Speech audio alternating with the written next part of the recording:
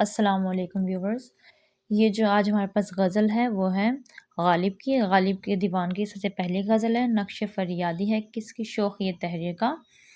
کاغذی ہے پیرہن ہر پیکر تصویر کا۔ ٹھیک ہے، لیکن ہم نے یہ جو آپ کو ہینڈ رائٹنگ میں لکھا ہوا نظر آ رہا ہے وہ اس لیے لکھا ہے کیونکہ یہ مختلف جو پروفیسرز تھے جنہوں نے اپنے علم سے اس کی تشریح مفہوم وغیرہ لکھا ہے، تو انہوں نے جو لکھا ہے ہر شاعر کا اپنا نظریہ ہے، ان سب نظریوں کو ملا کے آپ کے لیے ایک آسان مفہوم بنانے کی کوشش کی گئی ہے تاکہ آپ کو کم وقت میں اچھا مواد میسر کیا جا سکے۔ تو ہمارے پاس جس کا سب سے پہلا شعر ہے وہ ہے نقش فریادی ہے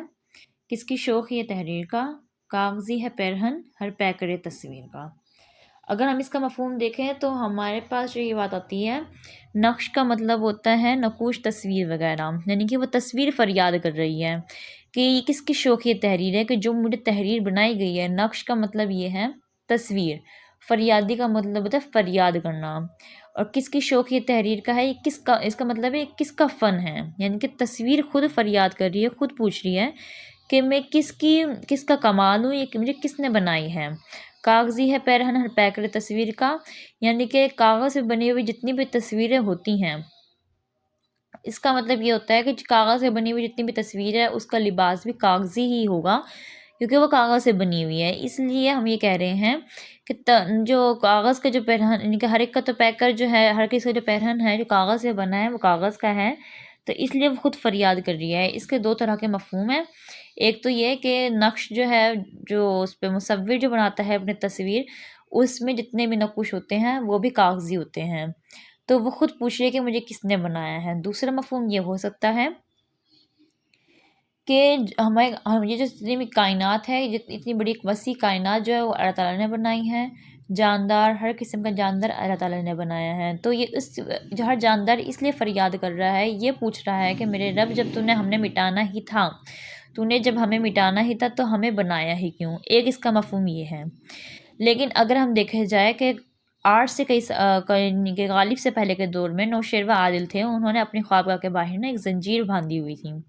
تو اس جو زنجیر کے نیچے ایک گھنٹی تھی، جب بھی کوئی فریادی آتا تھا اپنا انصاف طلب کرنے کے لیے، کوئی بھی بات پوچھنے کے لیے، تو وہ کاغذی پیرہن پہن کے آتا تھا، یعنی کہ کاغذی لباس پہنے ہوا تھا، تو وہ اس کو بجاتا تھا اور اپنی فریاد پوچھتا تھا۔ تو ہمارے نزدیک اس لیے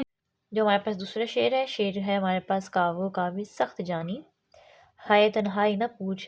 صبح کرنا شام کا لانا ہے جو یہ شعر کا۔ اس میں کاوو کاوی سے جو مراد ہے وہ ہے کاوش، یعنی کہ محنت، جو عاشق کے نصیب میں آتی ہے، وہ محنت، وہ مشقت، وہ تکلیف جو کہ فراق کے لمحوں میں ملتی ہے۔ جیسے کسی شاعر نے کہا ہے، بلبل سے کسی نے پوچھا داغ فرقت کا علاج، شاخ گل سے گری تڑپی اور مر گئی۔ اب اسی طرح عاشقوں کو وہ لمحات، وہ تکالیف برداشت کرنی پڑتی ہیں جو کہ محبوب سوچ بھی نہیں سکتے، اسی لیے شاعر کہہ رہے ہیں کہ یوں سمجھ لیجئے ہجر کے لمحات اس طرح کاٹے جا رہے ہیں جیسے پہاڑ کاٹ کر جوئے شعر لانا۔ اب یہاں پر جوئے شعر ایک تلمیح ہے، تلمیح کے طور پہ استعمال کیا گیا ہے، جو کہ فرہاد اور شیری کے لیے استعمال ہوتا ہے، جو کہ فرہاد کی محبت کے لیے استعمال ہوتا ہے۔ اب یہ کہانی تھی جسے میں شارٹ فارم میں اگر آپ کو بتاؤں تو وہ اس طرح کی تھی کہ شیری جو تھی اپنی جو خوبصورتی میں تھی وہ بے مثل تھی، اور جو فرہاد تھا وہ ایک کوکن تھا، یعنی کہ پہاڑ تراشنے والا، اس کو وہ شیری سے بہت محبت ہو چکی تھی، مگر جو ایران کا بادشاہ تھا خسرو، اس نے بڑی چالاکی سے شیری سے نکاح کر لیا، اور جبکہ پیغام اس کو بھجوایا فرہاد کو کہ وہ فرہاد کی یہ شرط رکھی کہ اگر وہ ان کے پہاڑ تراش کر دودھ کی نہر نکال دے تو شیری اس کی ہو جائے گی، اور اس نے اپنی محبت کی خاطر اس پہاڑ کو چیرا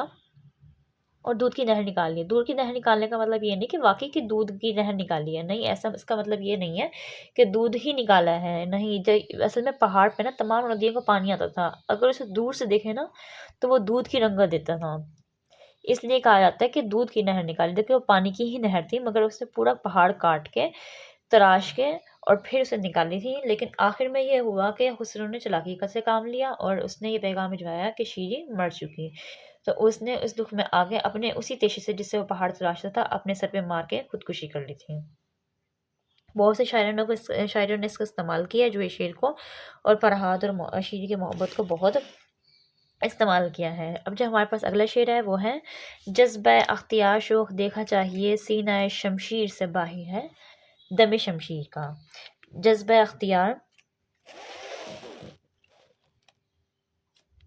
مقصود اس میں صرف یہ بات ہے کہ عاشق کا جو جنون ہے نا، عاشق کا جذبہ جو شوق ہے، شہادت ہے، یعنی کہ عشق میں جو عاشق محبت اپنی جان قربان کرنے سے بھی جو کتراتے ہیں، اس بات کو مقصود کرنا ہے، یعنی کہ جو عاشق ہیں اپنی محبت میں، اپنے عشق میں اس قدر اندھے اور پاگل ہو چکے ہوتے ہیں۔ اندھے اور پاگل کو لفظ استعمال کرنا، اگر آپ یہ کہیں کہ اپنے عشق میں وہ اتنے قدر کھو چکے، اتنا اس قدر غرق ہو چکے ہوتے ہیں کہ ان کو صحیح اور غلط کا نہیں رہتا، وہ ان کی جان بھی ان کے اپنے محبوب کے لیے قربان ہو جاتی ہے۔ تو جو شاعر ہے وہ صرف یہ بتانا چاہ رہا ہے کہ عاشق کا جو جذبہ شوق ہے، شہادت ہے، اتنا طاقتور شدید ہے کہ وہ محبوب کی جو تیغ ہے، یعنی کہ اس کے پاس جو تلوار ہے اس سے بھی نہیں ڈرتا، اور بلکہ وہ خود اس کو گلے لگانے کے لیے تیار رہتا ہے۔ دم شمشیر کے سینے سے باہر جانے کا مطلب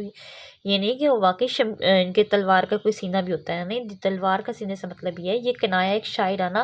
علت کے طور پہ استعمال کیا گیا ہے۔ آرزو اور بےتابی ہے اس کا مطلب، یعنی کہ ایک شاعر کی جو اپنے عاشق کی جو آرزو اور بےتابی کو دیکھ کے نا تلوار کے اندر اس قدر اضطرابی پیدا ہو جاتی ہے کہ وہ چاہتا ہے کہ وہ خود بخود جو وہ ہے شاعر کے اوپر چل جائے اور اس کا دم لے لے،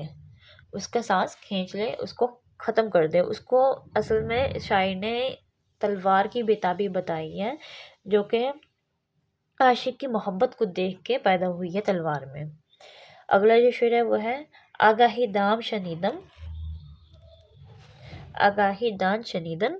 جس قدر چاہے بچھائے، مدعا ان کا ہے اپنے عالم تقریر کا۔ بہت خوبصورت شعر، شاعر نے اپنی، یعنی کہ غالب نے اپنی ہی تعریف میں شعر کہا ہے کہ یہاں آگاہی سے مراد جو ہے نا، مطلب یہ ہے باخبری ہے، واقفیت ہے، علم ہے، اور ان کا ایک فرضی پرندہ ہوتا ہے جو کہ موجود نہیں ہوتا۔ اس شعر میں دراصل غالب نے شاعری میں اپنی مشکل پسندی اور اپنے حریفوں کی جو ہے کم عقلی کو نشانہ بنایا ہے، اور کہا ہے کہ میری سخن شناسی اور میری شاعری کو عام لوگ نہیں سمجھ سکتے، میرے علم و دانش کو یہ لوگ ہرگز نہیں سمجھ سکتے۔ اگلا جو شعر ہے وہ کچھ اس طرح سے ہے بس کہ ہوں غالب اسیری میں بھی آتش زیر پاں، بس کہ ہوں غالب اسیری میں بھی آتش زیر پاں، منہ آتش دیدہ ہے حلقہ میری زنجیر کا۔ اس کا مطلب یہ ہے کہ جو شاعر ہے وہ غالب کہہ رہے ہیں کہ میں زنجیر میں باوجود ہونے کے باوجود، زنجیر پابا، زنجیر کا مطلب ہوتا ہے میں زنجیر سے جکڑے جانے کے باوجود میرا اضطراب اور میری بے قراری، میری جنونیت کچھ اس طرح کی ہے کہ جو میرے پیر میں جو زنجیر بندھی ہوئی ہے نا، وہ بھی اس کے اپنے میرے جنون کی وجہ سے پگھل کر کمزور ہو چکی ہے۔ یعنی کہ شاعر کا، غالب کا جنون اس حد تک ہے کہ وہ لوہے کی زنجیر بھی ان پر کام نہیں کر سکتی۔ مراد یہ ہے کہ میری شعلہ یعنی کہ یہاں پر جو یہ شاعر کہہ رہے ہیں وہ یہ کہہ رہے ہیں کہ مراد یہ ہے کہ میری شعلہ مزاجی اور آتش نفسی کچھ اس طرح کی ہے کہ کسی قسم کا خارجی دباؤ اسے ختم نہیں کر سکتا، نہ میرے سوز و درد کو، نہ میری وحشت کو، نہ میرے جنون کو، میرے جنون میں وہ کسی بھی قسم کی کوئی بھی کمی نہیں لا سکتا۔